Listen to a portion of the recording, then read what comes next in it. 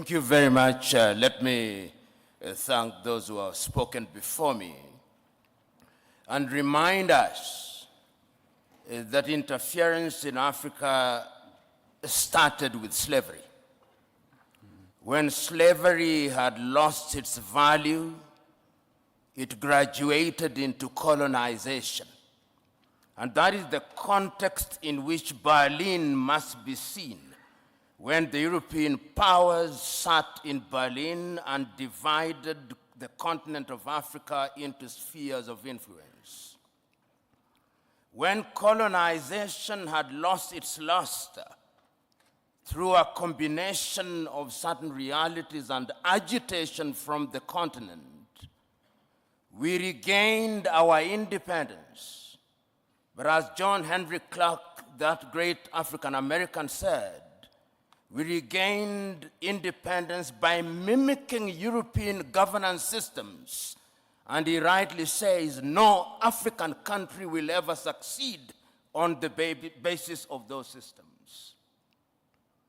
After that, the neo-colonial project was instituted. And all of us will remember Kwame Nkrumah's book, Neo-Colonialism, the Last Stage of Imperialism. And he there says the most dangerous. We are now in a neo-colonial stage when the European powers are at their most diabolical, when the Americans are at their most diabolical. And it's not lost on me that they'll be meeting in Hiroshima next week as the G7. And how do they interfere? They interfere militarily. They ensure that you in the military are trained in Sandhurst, are trained in West Point, so they affect your mind. They interfere diplomatically, sometimes through gunboat diplomacy. And that is why you see sometimes your typical European ambassador treats our heads of states in a condescending manner. They interfere through institutions such as the IMF and the World Bank. They interfere by ensuring that our economic infrastructure is beholden to theirs through dollarization. They interfere through education. They interfere by influencing our processes, by lending us advisors who tell us what to do. The neo-colonial project is alive and well, and it is at its most dangerous, and we Africans must smell the coffee. If we don't, they are going to continue to interfere. How else do they interfere? Through NGOs, Danida, CEDA, UK Aid, USAID. These are Trojan horses that are introduced into our countries for the purpose of influencing our processes. And they infiltrate our institutions. Right now, if you look at the African Development Bank, look at the shareholding. It's Americans, it's Germans, it's Japanese, it's the French. And the Europeans have done their bit. They also interfere through post-colonial institutions, the Commonwealth of independent nations. They are not sovereign states, former French-speaking nations. These are the instruments that they interfere through. And how do we then deal with this situation? We Africans must now begin to recognize, and this was recognized as early as 1963, and the chair of the commission is here. They'll be celebrating 60 years in Addis Ababa, Ethiopia. And 60 years ago, on the 24th day of May, Kwame Nkrumah warned us. He said, if we are not united, they are going to interfere with us militarily. They are going to interfere with our economy. They are going to interfere with our agriculture. They are going to interfere with our health. Our duty, and I hope that when African heads of states and government meet in Addis next week, it will not be another jamboree at which pro forma speeches are read. I hope it will be an occasion to give meaning to Africa Agenda 2063 I hope it will be an occasion to give meaning to Africa Continental Free Trade Area. I hope it will be an occasion to revitalize the Malabo Declaration, the Maputo Declaration, the Yamoussoukro Declaration. In other words, we Africans, as I conclude, we Africans must stop operating in silos. Rwanda alone will not confront them. Burundi alone will not confront them. But if we go through the regional bodies and ultimately the African Union, we may indeed succeed in putting away this bulwark. And remember, it is no longer just Europe. There is a new scramble for Africa. The Chinese are here. The Turks are here. The Qataris are here. All of them are coming back. And the military bases that you see here is telling you that if you don't behave, we are going to use force. Sometimes I wish, and I'm saying this seriously, that we too had a nuclear weapon, because that is what Europe and America understands. The impact of European and American and Russian and Chinese interference is a raw wound. It is not something that is in the past. It is something that is happening as we speak. And therefore, when we speak to it, we are speaking to it to warn ourselves of the reality.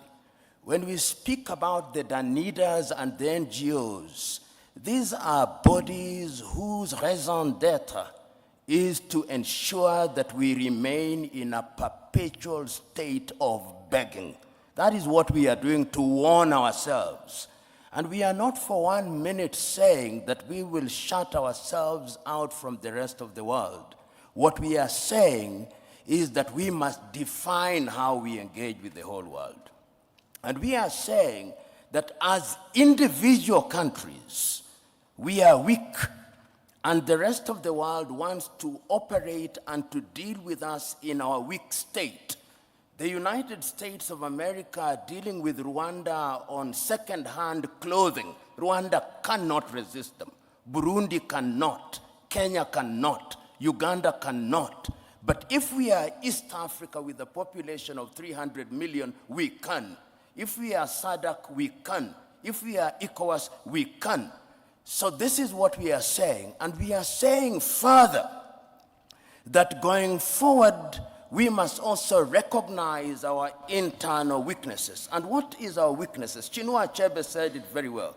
The problem of Africa is simply and squarely one of political leadership. The rank of many political leaders in Africa are thieves. Let's call them by their name.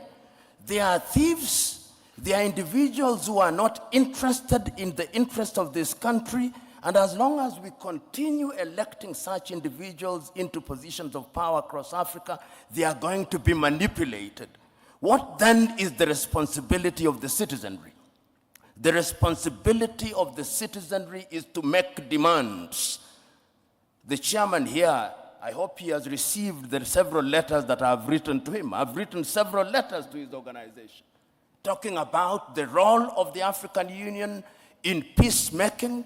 I wrote to the chairman only last week about the situation in Sudan, saying we must solve our own problems. And I want to see a crusading African Union, so that it's not the Americans and the Saudi Arabians who are summoning them to Jeddah. It should be in Addis Ababa.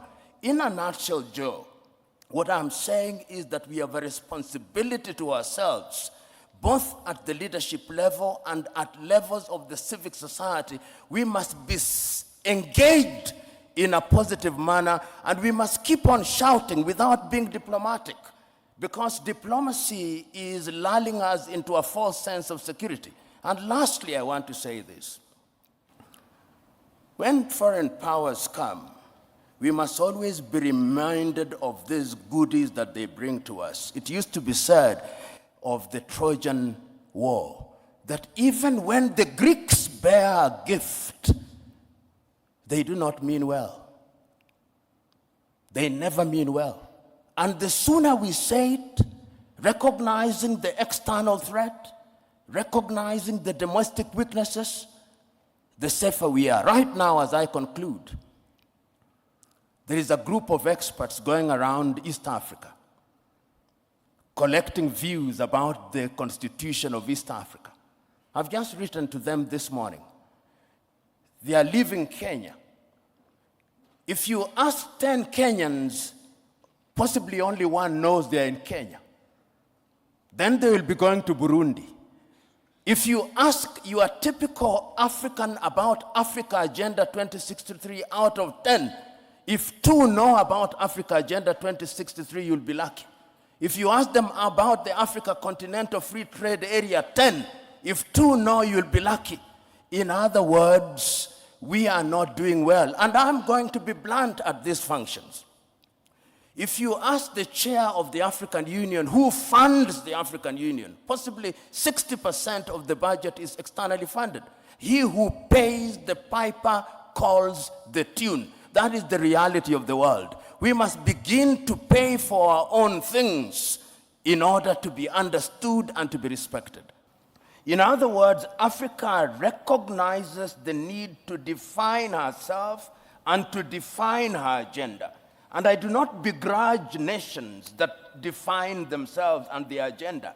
Ronald Reagan once said it, and I agreed with him, that every nation does what is in her best interest. And I have no problem with that. The problem that we have is that at critical moments in African history, we have failed to seize the moment. You will remember in 1917 at the Champaran campaign, Mahatma Gandhi told Charlie Andrews, I do not want you to participate because at this point in time, the Indians must believe that they can do it themselves. In other words, there comes a time in the history of a nation when even friends of goodwill must be told, keep aside. We want to believe that we can do it, and your help must be surreptitious and subterranean if you are a person of goodwill. And the Champaran philosophy is what we must define for ourselves. In the year 2005, the former Prime Minister of Britain, Tony Blair, put together 17 individuals in what was then called Our Common Interest, the report on the African Commission. The Prime Minister, he was then the President of the European Union, from which Britain has now left, and he was also the President of the G8 at that time before the exclusion of Russia. They produced a report.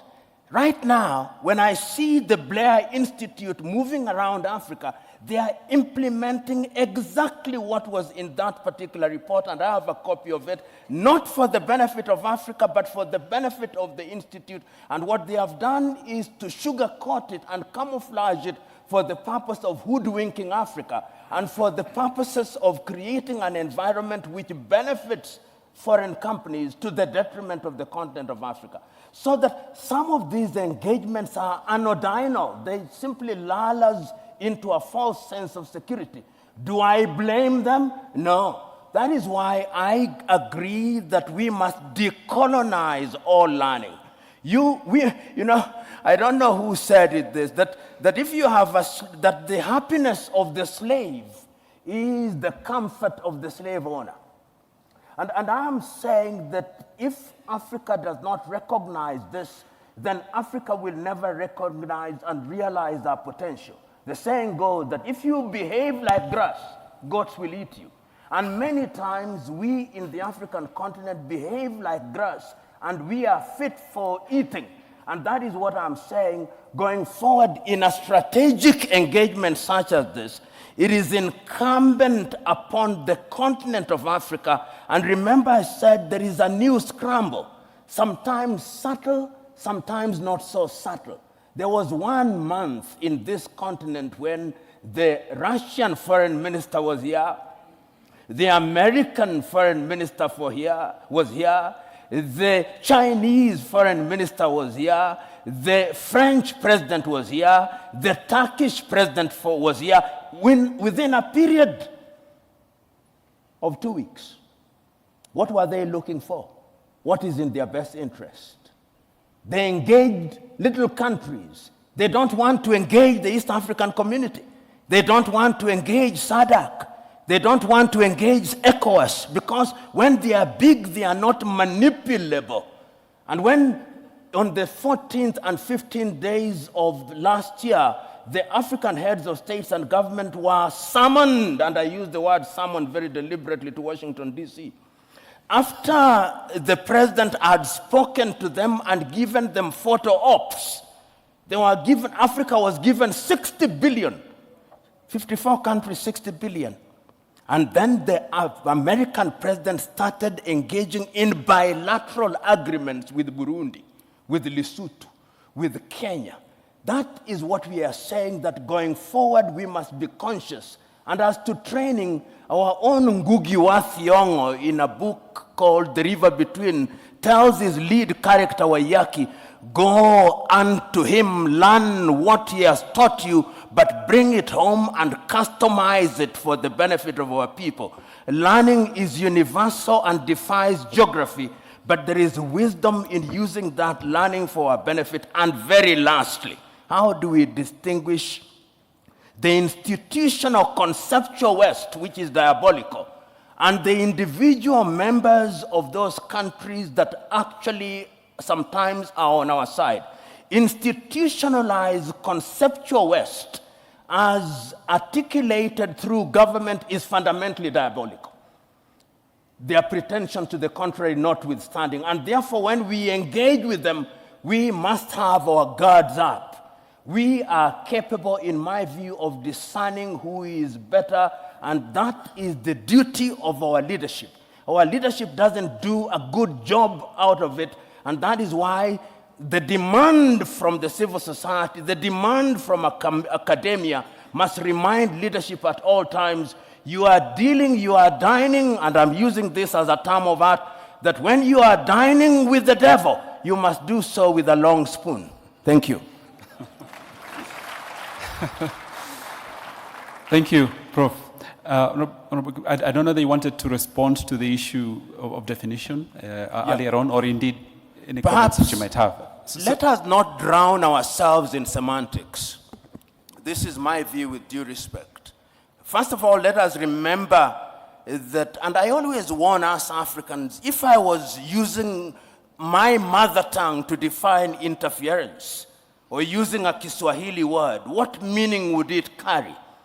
And sometimes we find ourselves prisoners of Portuguese, prisoners of French, prisoners of English, or any other colonial language which we have appropriated and which we now deploy in terms of engagement. History has demonstrated, and my good friend Kegoro said it, history has demonstrated not once, not twice, that the intentions appear to be noble in the beginning, but when they have come in like the proverbial Trojan horse, they go beyond their mandate. Show me what is happening to Libya today. Show me what is happening to the Central African Republic. Show me what is happening to Somalia today. They were all well-intentioned, and see the product. A tree shall be judged by its fruit. A mango that says it is an orange is still a mango.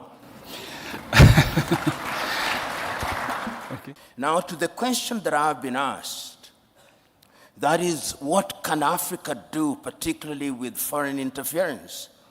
Let us understand that the international economic architecture, as I see it, is one in which Africa did not participate, does not participate in a meaningful way. Take, for example, the Bretton Woods institution that we know about, the World Bank and the IMF, created in 1944 in Bretton Woods in New Hampshire. British economists and American economists immediately after the World War II to target the reparation of Europe through the Marshall Plan. We are grafted into it, and then we become beholden to them. So that when you hear IMF is in your country, you ought to be very worried, because the prescriptions is one size fits all. And if you doubt me, You will remember the prescriptions of the IMF during the structural adjustment in 1980s. Not a single country came out of it in a proper shape. We are not involved in that architecture. Remember also the WTO. The very first meeting of the United Nations in 1945 in San Francisco had a component of the WTO. The WTO, as we know it today, is also constructed in a manner that does not benefit us. The idea is that Africa continues to remain a producer of primary goods, and we continue to consume goods that have value addition. How then has Africa tried to react to this? There have been several initiatives. The very early initiatives were not even constructed by Africa. If you remember the African Pacific, Caribbean Pacific, the Lomé Convention, and the Cotonou Declaration, these were initiatives which were influenced from outside. It is after the failure of the Lomé Convention that Africa now said, we want to have our own, hence the Lagos Plan of Action of 1980, because Africa recognized trade within Europe is at almost 60%. Trade within North America is at anything 57%. Trade within Asia is at 50%. Trade within Latin America is at 40%. Trade within Africa, 15%. But the Lagos Plan of Action did not realize the dreams that we set for ourselves. So Africa has always identified the solution to our problems. In fact, and the president of the commission, or the chairman commission, will agree with me, if you listen to Kwame Nkrumah when he spoke on 24th day of May, 1963, he said, the only way in which we are going to ensure that we survive in this hostile world is to have one government. Perhaps some said he was naive, he was too idealistic, but he could see it. He could see that the smaller we are, the weaker we are in all aspects. He said, even one army, even one foreign policy, he said. And people thought he was naive. In 2013, when we came up with Africa Agenda 2063, and I invite you to read the letter written by Nkosazana and Dlamini Zuma, from whom the president took over. She is apologizing to Kwame Nkrumah. She's saying, we wish we listened to you. So what are we doing as Africa in terms of trying to deal with this foreign interference? Having recognized these, first of all, under the REX, the East African Community, you remember there was the Committee of Fast Tracking of the East African Community and East African Confederation. The first president of East Africa ought to have been sworn in 2010. It did not happen.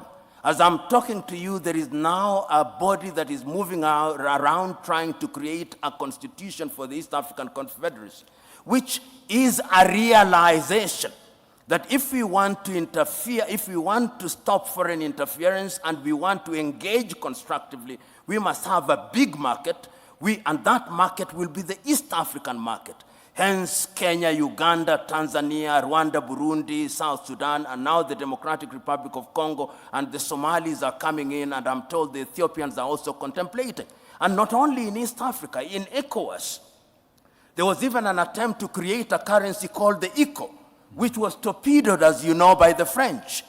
And in SADC, these are ways and means of immunizing ourselves against the machinations of not only Europe, but China.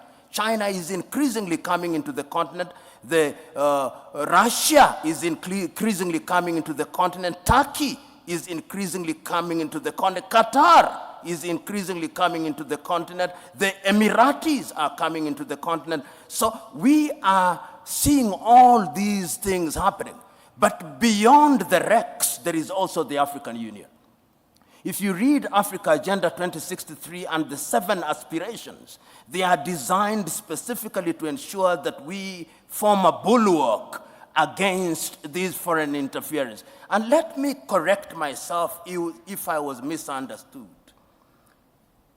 They are small nations. Let's not delude ourselves. The theory of sovereignty of nations is a fiction.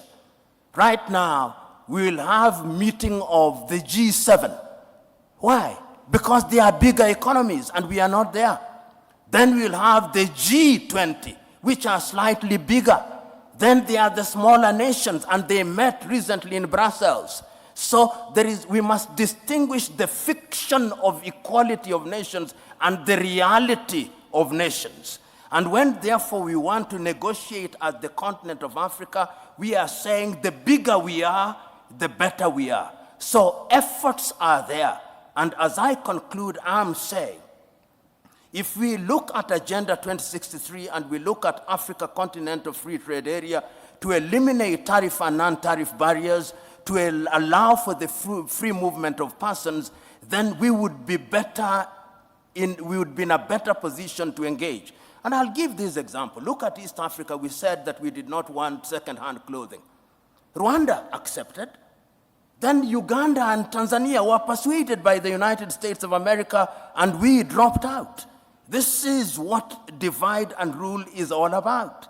So these things that we are talking about, they are not going to be realized in your lifetime. These are intergenerational battles. And our duty, as Nyerere said on the 6th day of March 1997, this generation has a duty to carry the torch. And the worst mistake that we can make is to lose hope and to despair. Thank you. Thank you.